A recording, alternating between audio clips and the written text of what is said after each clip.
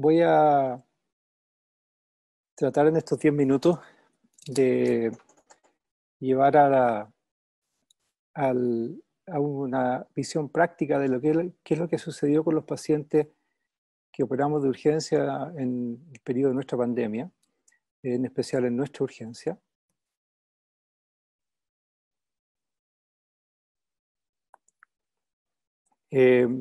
Vamos a tratar de analizar qué pasó con la pandemia en nuestra clínica, un resumen de los protocolos que utilizamos, qué pasó con las cirugías que hicimos y los resultados, algunas cosas aprendidas e intentar, dentro de lo posible, dar quizá alguna sugerencia para un eventual rebrote, como vimos recién de la exposición del doctor Grande, qué es lo que nos puede pasar y analizar. Fechas importantes ya la analizó el doctor Hepp de forma muy bien, ¿cierto? El 3 de marzo en Chile el primer caso COVID, 1 de abril en Chile el Estado se hace cargo de las camas. Todos recordarán en abril cuando empezaron a aparecer los primeros reportes de qué es lo que pasaba con los pacientes COVID positivos que eran operados. Este primer trabajo de China que apareció era una serie pequeñita, 34 pacientes, pero fue el primero que mostraba que en cirugía electiva había una mortalidad de 20% de los pacientes. Eso, si ustedes lo analizan, es absolutamente inaceptable. Ninguna cirugía hoy día en el mundo tiene ese nivel de mortalidad. Eso creó una serie de normas, una serie de normativas, ¿cierto? Las comunidades europeas, las comunidades americanas, rápidamente hicieron una serie de análisis y resultados. Ustedes recordarán esto, que fueron los más publicados, en donde ojalá se prefiriera, como dice ahí, el abordaje no quirúrgico, ¿cierto? Ojo con la laparotomía, muy riesgosa, evitar la laparoscopía. La serie europea, ojalá no usar laparoscopía. Fue una serie de mensajes e información que llegaba en un ambiente en que había mucha incertidumbre y mucho desconocimiento y que llevó a distintos lugares a tomar distintas alternativas. ¿Qué pasó en la clínica? El 1 de abril hubo el comité COVID local, se armó un protocolo de cirugías COVID donde estaba incluida por supuesto la urgencia y estuvimos invitados a participar en este protocolo. Y en resumen, los factores que consideramos en este protocolo inicial primero, era muy importante la presencia de alguna clínica sospechosa de enfermedad. La encuesta epidemiológica era muy importante, lo vamos a analizar enseguida. Tomar el examen PCR para COVID. Y lo otro que yo creo que fue muy bueno fue que se centralizó la autorización del pabellón de urgencia en una persona, y más que autorizar la cirugía misma, fue probablemente una muy buena forma de poder consensuar los criterios de selección, los exámenes a tomar, los tiempos quirúrgicos. Creo que eso nos ayudó mucho. Esta imagen es interesante, esto pasó en nuestra urgencia, estas son las consultas generales. Como ustedes ven, nuestra urgencia es un servicio de alto flujo, tenemos entre 300 y 400 consultas al día. ¿Qué pasó cuando se inició la primera cuarentena en las comunas locales? Nuestras consultas se fueron a un nivel muy bajito, ¿cierto? Y prácticamente se mantuvieron durante todo el inicio. Recordarán que hubo un primer levantamiento de cuarentena en las comunas locales y nuevamente se disparan las consultas. Y por supuesto en la cuarentena definitiva, la segunda ya cuarentena más larga, nuevamente volvió a lo mismo.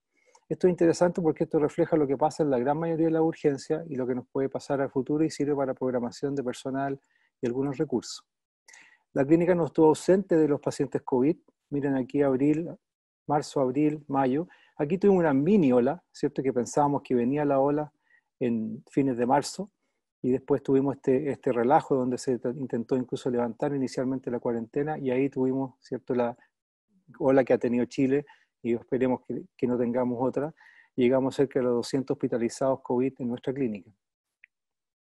Este era el flujograma de nuestros pacientes de cirugía de emergencia, ¿cierto? Lo más importante era si el paciente tenía clínica sospechosa COVID. Si tenía clínica sospechosa COVID era muy fácil, se consideraba altamente probable, se le tomaba su examen PCR y se le hacía un manejo como paciente COVID. En el caso de que no había una clínica sospechosa, en ese caso se hacía la encuesta epidemiológica inicialmente, encuesta positiva, como lo vamos a analizar enseguida, se le tomaba la PCR y se manejaba como COVID. Si la encuesta era negativa, se tomaba su PCR y se manejaba como paciente no COVID. ¿En qué consistía el manejo de paciente COVID? Teníamos evidentemente un sector de hospitalización especial y un pabellón especial para pacientes COVID. se ocupaba el elemento de protección personal. Ahí vamos a ver a continuación los resultados, decidimos usarlo en forma selectiva. ¿Y decidimos ocupar la poroscopía? Sí, en ese minuto era en una duda, la decidimos ocupar, pero definimos con la jefatura ocupar el sistema de defracción del neumoperitoniano a través de filtros o trampas de agua, y eso se sigue haciendo hasta la fecha. Cuando analizamos la encuesta epidemiológica que utilizamos, básicamente tiene tres áreas y un área de sintomatología. Primero, para los pacientes que eran funcionarios de salud, si habían tenido alguna atención directa. Segundo caso, cuando había contacto con un paciente COVID positivo, algunas preguntas.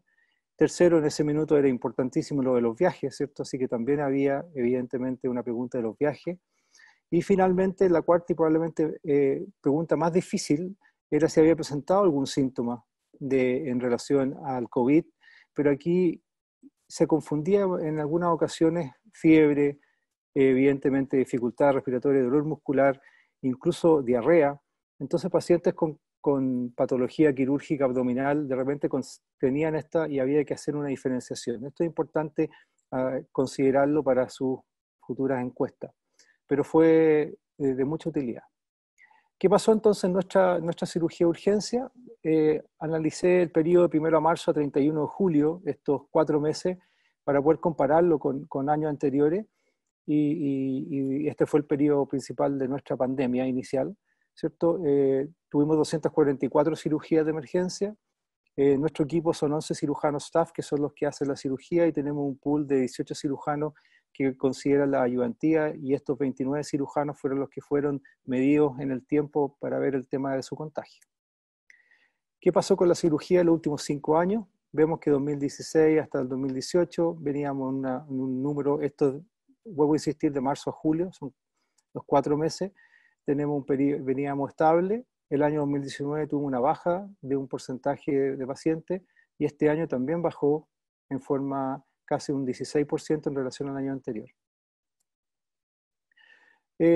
Promedio de edad 41 años, bastante parecido a hombres y mujeres. Día hasta día tenemos 2.97.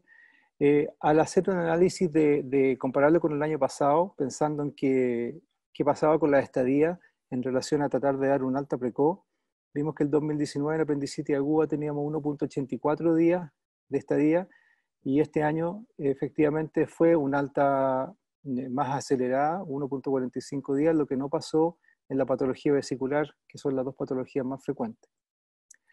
Cuando analizamos los diagnósticos y las técnicas, vemos que al igual que probablemente todas las urgencias del mundo, nuestra principal cirugía es la apendicitis aguda. En segundo lugar, la patología biliar, ¿cierto?, que ocupa casi el 28% de los casos. De ahí viene la obstrucción intestinal, y hay una serie de pacientes con hernia. Tuvimos vólvulo gástrico intratorácico, tuvimos una gastrectomía por una hemorragia gigante. O sea, hubo pacientes con patología de bastante gravedad. ¿Qué pasó con la técnica quirúrgica? Esto es interesante, casi el 90% de nuestros pacientes fueron abordados en forma laparoscópica, lo que fue evidentemente una muy buena señal en relación a las incertidumbres que vienen los primeros meses. Solo un 14% de los pacientes requirieron alguna unidad intermedio o de UCI postoperatoria, que probablemente tuvo que ver básicamente con la patología y la gravedad de su patología.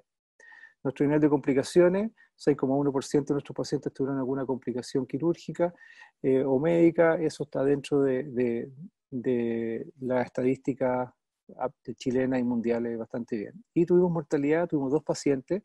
Tuvimos un paciente con una isquemia mesentérica masiva que falleció, y tuvimos un paciente con un politraumatismo grave. Ambos pacientes eran COVID negativos. Existió el concepto que los pacientes estaban llegando un poco tarde a la consulta de la urgencia, un concepto no solo acá, sino un concepto bastante generalizado. Tratamos de hacer un análisis de esto y comparamos la apendicitis, definimos apendicitis complicada cuando había peritonitis, cuando el cirujano dejado alguno o más drenajes, y comparamos los mismos meses del año 2019, y en donde vimos que habían apendicitis complicada un 4,6% de nuestros pacientes.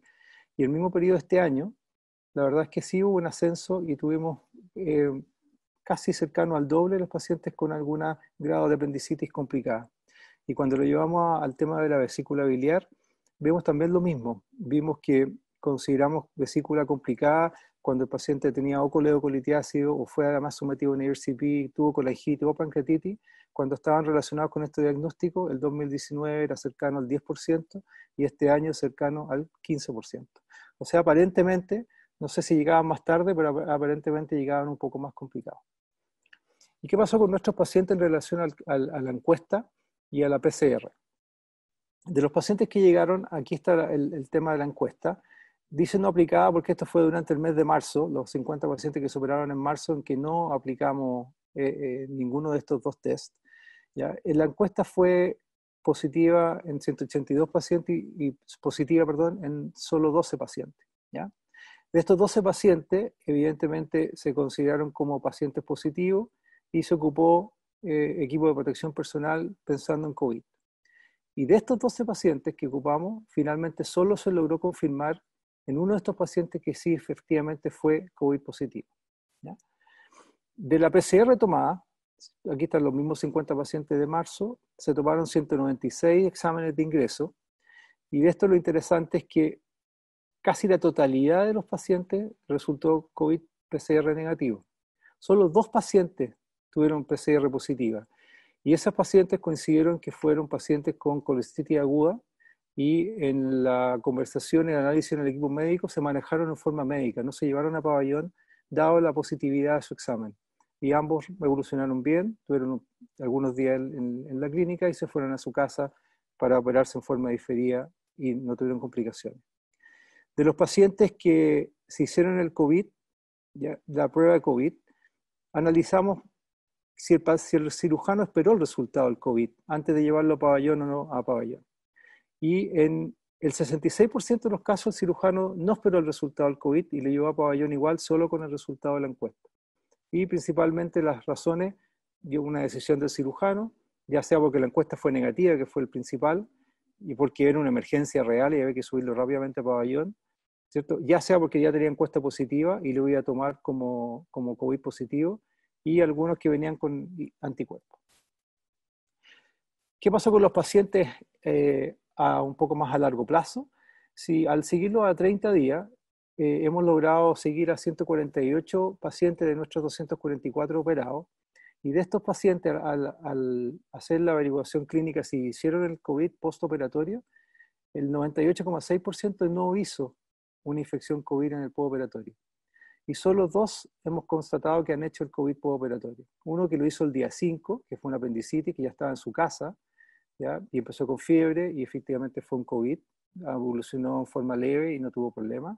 Y el otro fue una enferma con una obstrucción intestinal, una enferma mayor, que hizo el COVID al día 10 y también se fue de alta después de algún tiempo de hospitalización sin inconveniente ni de su COVID ni su patología quirúrgica. ¿Y qué pasó con los cirujanos? Estos 29 cirujanos que yo les decía que participan en la cirugía de urgencia, ningún cirujano staff ni ayudante se contagió con COVID a consecuencia de alguna de estas cirugías. Así que eso también fue interesante en relación a lo que vamos a conversar. En mayo iniciamos también una toma de test rápido de anticuerpos anti-COVID. Tomamos IgG y IgM. IgG ustedes saben que un poquito más de 3-4 semanas, IgM las primeras 2 semanas. Y la verdad es que la gran mayoría han salido negativos. No tenemos muy claro si tiene alguna importancia esto todavía, pero lo empezamos a hacer y vamos a analizarlo en relación a compararlo con los PCR, pero no. Y entonces, como para ir terminando, haciendo un análisis de lo que les acabo de contar, si consideramos que de los 244 pacientes que operamos, solo 12 tenían clínica o encuesta positiva y que ocupamos PP selectiva, esto es importante porque si hubiéramos ocupado, como señalizaban las guías americanas y europeas al principio, en todos los pacientes que uno operaba de emergencia, en los equipos de PP, considerando que 232 pacientes no se ocupó PP, considerando esto, un promedio de 6 personas entre los cirujanos, arsenaleros, equipos de pabellón, en el fondo uno podría haber dicho que ahorró 1.392 equipos, lo que en época de pandemia no es menor, y eso fue un dato a considerar. Ahora, esto lo relaciono con este último punto, porque si de nuestros 29 cirujanos o ayudantes hubiéramos tenido mucho contagio, no lo hubiéramos hecho muy bien, pero evidentemente esto fue absolutamente congruente. Solo un paciente se opera con COVID positivo de nuestra serie, ¿ya? Él tenía clínica, tenía encuesta, tenía PCR COVID negativo, tomado 2 veces, y finalmente la IgA positiva. Y hizo la enfermedad COVID clínica con algunas complicaciones incluso de su COVID. Él superó una peritonitis vendicular y se fue alta alrededor del día 8 sin inconveniente. De los 148 pacientes que hemos logrado seguir a los 30 días postoperatorios, solo 2 han sido positivos, día 5 y día 10. Eso es importante porque en el fondo el 98,6% de nuestros pacientes operados y seguidos no se contagiaron en intraclínica, que uno de los temores, como recién lo decía el doctor Grande, que la población sí tiene. Y de los 3 pacientes que operamos entonces con COVID, ya sea intraoperatorio, que fue 1, y postoperatorio, que fueron 2, no tuvimos mortalidad. Son poquitos pacientes, pero no hubo mortalidad. Y finalmente, algunas lecciones aprendidas. Yo creo que la encuesta epidemiológica y la clínica es de tremendo valor predictivo. Yo creo que eso es un tremendo valor, y si viene la segunda ola, ojalá no sea así, pero si viene, yo creo que tenemos que darle mucha importancia. La PCR COVID solo sirvió cuando fue positiva, ¿ya? Y sirvió en esos 2 casos para evitarle una cirugía de urgencia, pero la verdad es que no sirvió cuando fue negativa. Y el alto porcentaje de PCR negativa, de repente no hay que darle mucha importancia en la toma de decisiones puntuales en cirugía de emergencia. La laparoscopía pensamos que sí debe usarse de todas maneras, y pensamos que debe ser con algún sistema de control de deflación del neumoperitoneo para evitar eventuales contagios, pero sí tenemos que usarlo. Y pensamos que el uso de los elementos de protección personal selectivo está justificado y seguro, y hay que tenerlo en consideración a eventuales rebrotes y en cuanto a protección de recursos. Y finalmente, siguiendo las normas de aislamiento intrahospitalario, ¿cierto? Buenos recursos, hay escaso contagio postoperatorio. Entonces, esto hay que transmitirlo a la población. ¿Por qué? Porque existe miedo, y efectivamente hay consulta tardía en los servicios de urgencia.